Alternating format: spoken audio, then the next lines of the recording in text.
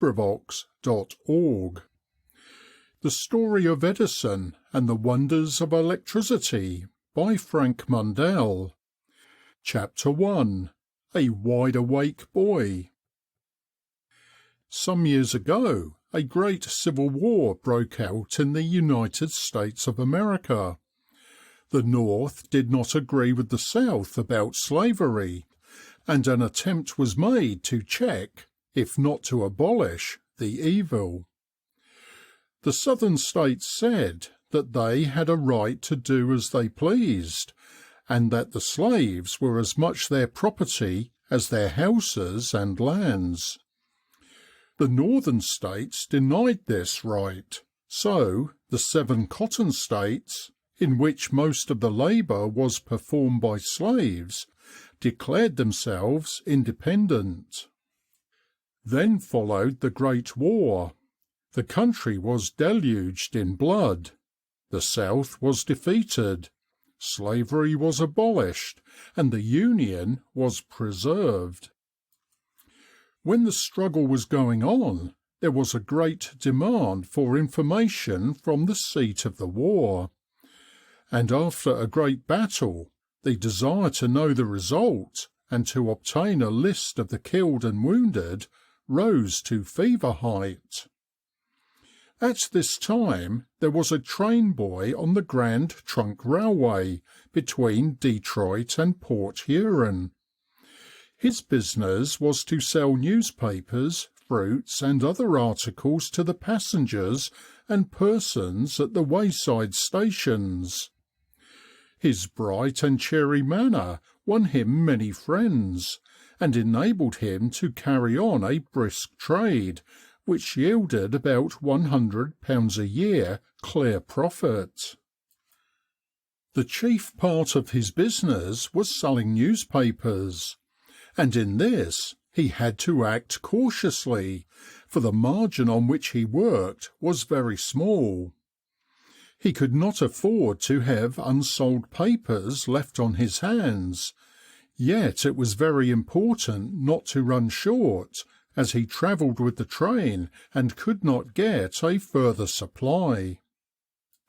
To guide him in his daily purchases, he saw that it was necessary to obtain a knowledge of the contents of the paper before it was issued. He had not time to do this after he received it, for then every moment was of value in getting the paper sold. So he made friends with a compositor in the printing office of the Detroit Free Press, and persuaded this man to let him see a proof of the paper. In this way he learned when there was any news of more than usual interest, and gave his orders accordingly. One day in 1862, the compositor showed the lad the proof containing an account of the 2 days' battle of Shiloh, which General Grant had won at Pittsburgh Landing. The engagement was described as having been very severe, and the losses, in killed and wounded, were put down at between 50 and 60,000. The ready-witted lad saw at once the great value of the information. But how could he turn it to account? Here was the chance of making in one day what to him would be a small fortune. A sudden idea struck him, and he acted on it at once. He knew the telegraph operator at Detroit, so running into the telegraph office, he made the man the following proposal. "If you," said the lad, "will wire to each of the principal stations on the route and ask the station master to chalk on the black bulletin board used for announcing the times of the arrival and departure of the trains, the news of the great battle with its accompanying slaughter, I will supply you with Harper's Weekly, Harper's Monthly, and a daily paper free for 6 months." The man at once agreed to the proposal. Then the lad had to think of some means of getting the papers he should require to supply the demand he expected his telegram would create. He had not enough cash to buy anything like the number he required, and the superintendent of the office bluntly refused to let him have 1,000 papers on trust.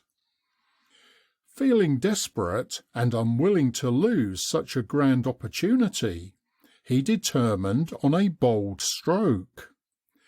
Upstairs he went, and, marching into the office of the editor, he briefly told his story, who he was and what he had done and what he wanted.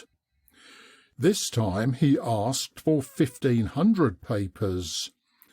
The tall, thin, dark-eyed man stared at him for a moment, and then wrote something on a slip of paper. "Take that downstairs," he said, "and you will get what you want." The lad did so, and then, says he, "I felt happier than I have ever felt since."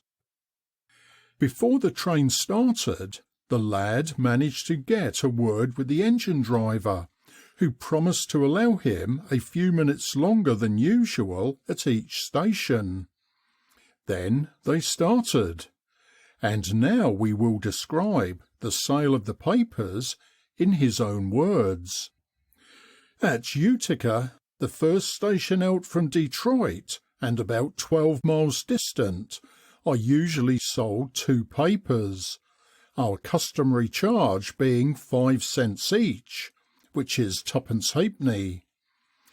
As we approached the station on this day, I put my head out to look forward and thought I saw an excursion party.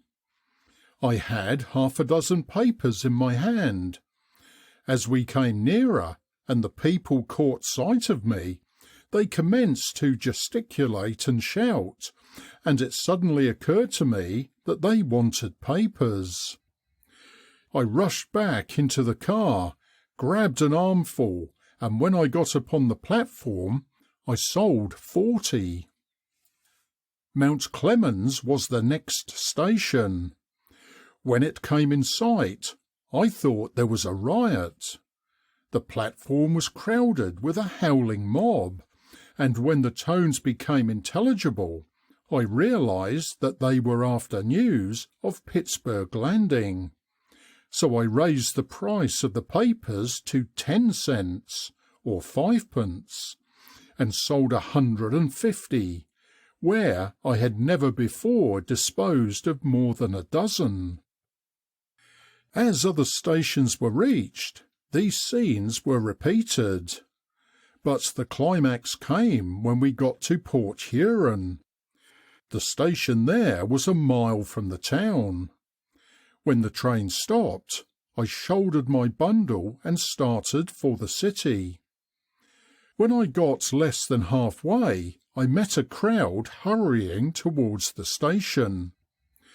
I thought I knew what they were after, so I stopped in front of a church where a prayer meeting was being held, raised the price to 25 cents, which is 1 shilling and a halfpenny a copy, and commenced to take in a young fortune.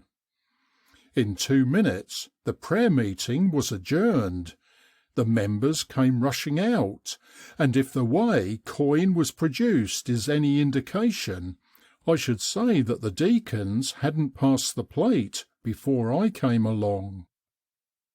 You can understand why it struck me that the telegraph was the best thing going, for it was the telegraphic notices on the boards that had done the trick. I determined at once to become a telegraph operator.